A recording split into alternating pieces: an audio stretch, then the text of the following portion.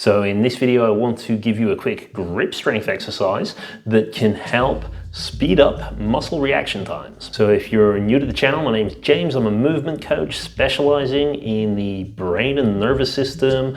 I work with all kinds of individuals from injury rehabilitation to neurodivergent issues and skill development in order to improve people's physical and mental health. And one of the strongest areas that I work with is in the realm of grip strength.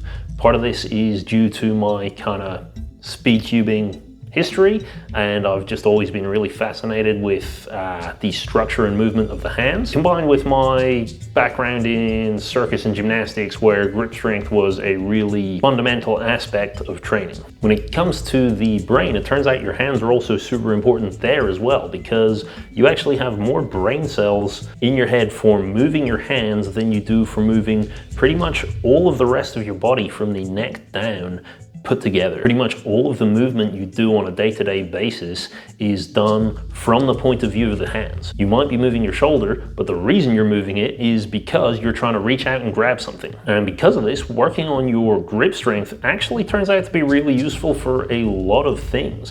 Not just hand strength, it seems that it improves other aspects of hand function like dexterity, which you can see would be really useful when it comes to speedcubing, as well as improving our focus, lifting our mood, and some studies are even showing that it can help us to live longer as well. And because of this, there are a number of ways we can use grip strength exercises to influence and improve our speedcubing. Now, I've already set myself a challenge coming up in a couple months' time to improve my one-handed times using a grip strength course that I've developed. Today, I just want to look at one single exercise that I've already found incredibly useful when it comes to one-handed, but could equally be used for regular 3x3 solves as well. Because in grip, just like in speedcubing, relaxation is a huge problem.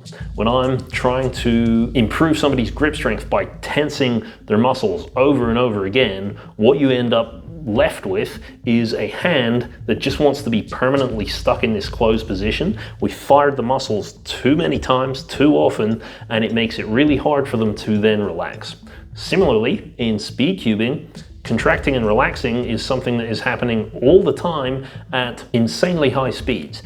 Every time you are moving your finger one way and then need to change it to move the other way, the muscles on each side have to reverse from a contraction into a relaxation really quickly. And as these muscles start to lose energy, or more accurately, as the brain regions that control these muscles start to lose energy, that's when you start noticing your turning begins to become much less smooth. You start to lock up much more often, and everything just feels like it's tensing up around you. So today's exercise is nice and simple. You're going to need something like a tennis ball. You can even use a Rubik's Cube for this exercise, but just be aware it's very common that you might drop it. And all we're going to work on is practicing the relaxation of all of the muscles in the finger. The way we're going to do it is you're going to release and catch as quickly as you possibly can using the tennis ball. The goal is to keep the hand in the exact same spot the entire time, so we're not lifting the arm or the shoulder at all. We're just letting go and catching very quickly, while trying to keep the rest of our body as relaxed as we possibly can at the same time. Now, a few additional notes. You want to feel all of your fingers connecting with the ball at all times. So you're going to start with all the fingers touching. You're going to make sure you release every finger, not just the top ones or bottom ones.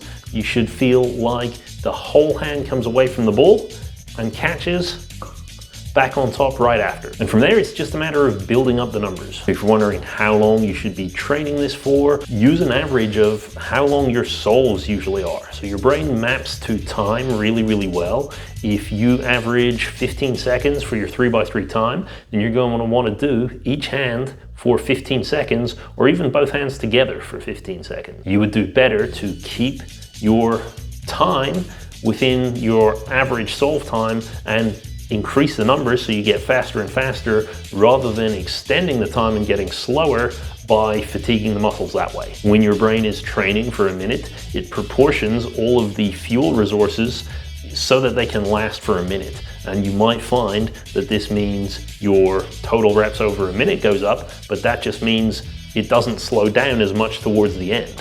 What we want is the relaxation to relax and contract much quicker right at the very beginning when we actually need it. Okay, and for this exercise, that's pretty much it. Do an average of 5 or 12 before, try the exercise and try it again after and see, do you actually improve? Could you serve to actually train this relaxation response to get faster turning time? Try it out, let me know. If you have any questions, leave them in the comments, and I will see you in the next one.